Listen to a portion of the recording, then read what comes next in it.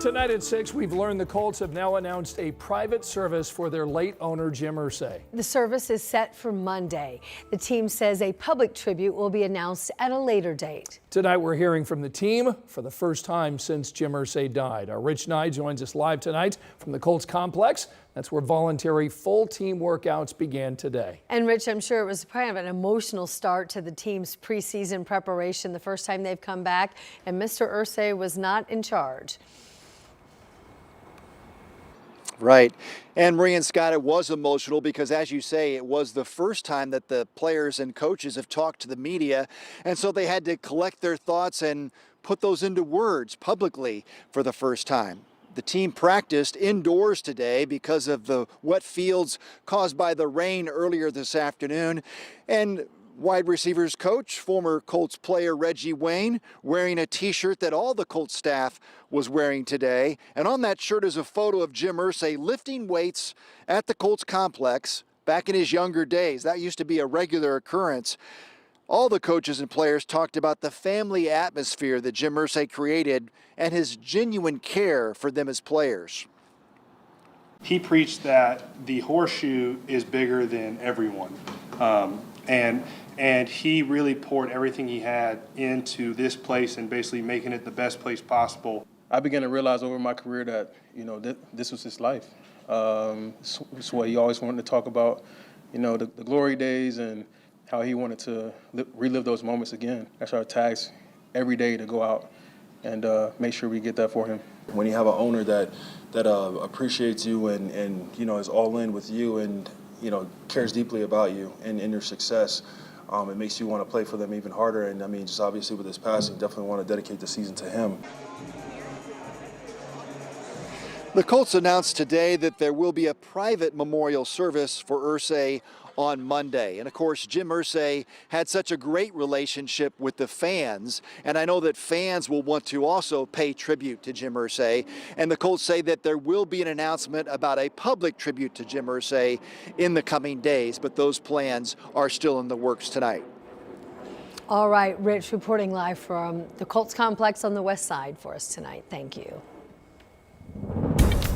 Well, we heard Rich talk about the rain that we had earlier in the day. Now we're getting a bit of a break, although there were some areas of some sunshine back to the west in between some of the clouds, and that's allowed a few other pop-ups to show up. In fact, we're watching one little cell that's been tracking closer to the east here. I wanted to zoom in real quick just to show you what we're tracking. It's starting to fall apart a bit, but this is what we'll be watching today, but also looking for this tomorrow as well, because I think if we get any heating of the day tomorrow, we'll see more of these pop-ups, not anticipating any strong storms or anything like that, but just feeding off of that heating of the day. And speaking of heating of the day, there wasn't much of it, but it was 70s to the south and west, 60s for many of you through the rest of this evening. I think we'll see those 60s turn into 50s during the overnight. I'll be back with a look at more rain chances coming up. Thank you, Rob. Indiana Governor Mike Braun signed 2 bills today that he says show his strong commitment to public safety. One of them deals with domestic violence, and it aims to protect survivors. Our State House reporter Emily Longnecker was there for that signing today and talked to one couple who says this law could have saved their daughter's life. Emily? Well, the Stobeck family is no stranger to the halls here at the State House. They testified earlier this session in support of now Senate Enrolled Act 324, hoping to protect other women from their daughter's fate. The moment was a bittersweet one.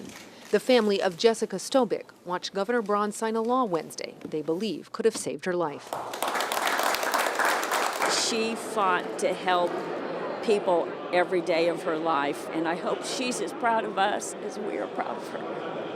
In December 2023, right before Christmas, Stobeck herself became a victim of violence when her ex-husband broke into her Plainfield home and shot and killed her before taking his own life. At the time, Stobeck had already gotten several protection orders against him, which court records show he continued to violate.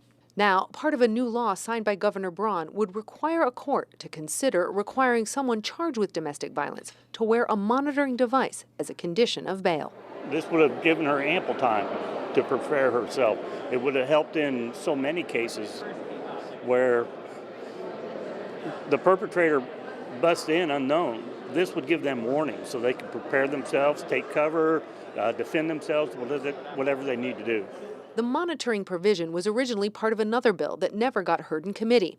That bill would have automatically required someone charged with domestic violence to wear a bracelet if they had a prior unrelated conviction. It also would have required someone charged with domestic violence to turn in any firearms they had.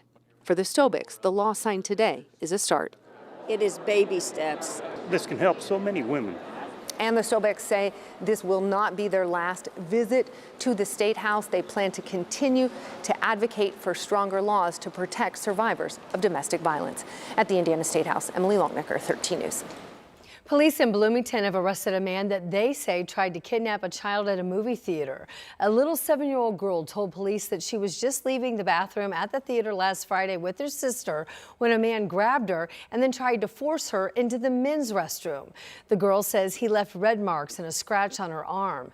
Thomas Stinson now is in custody and charged with kidnapping and battery. He's due in court this Friday. Police in Bloomington are also tackling a shortage of officers tonight. That's despite the hiring of 15 new officers. But they say the good news is when they look at the trend numbers, they are heading in the right direction. Ashton Heckman talked with the police chief and explains why the agency right now is so optimistic. Chief Mike Diekoff says competing with other agencies in the state makes keeping officers in Bloomington a challenge, but they are working to reduce crime with fewer officers to do so. Overall, and violent crime rates dropped in Bloomington last year. Chief Diekoff says it's because of proactive policing, more traffic stops, and targeted patrols. But that brings the need for more officers. The department has struggled to keep a full staff year after year, but the numbers are starting to improve, dropping from 18 open spots last year to just 10 this year. Diekoff says the city is finally getting competitive with other agencies. Now that we've upped the salary, we've increased the benefits, we're starting to see more and more people apply for jobs with us. We went through several years where nobody wanted to be a police officer. That's starting to change. But you have to be competitive. And it's not just working to get more officers here in Bloomington. The department is also working on relocating to a new building. In Bloomington, Ashton Hackman, 13 News.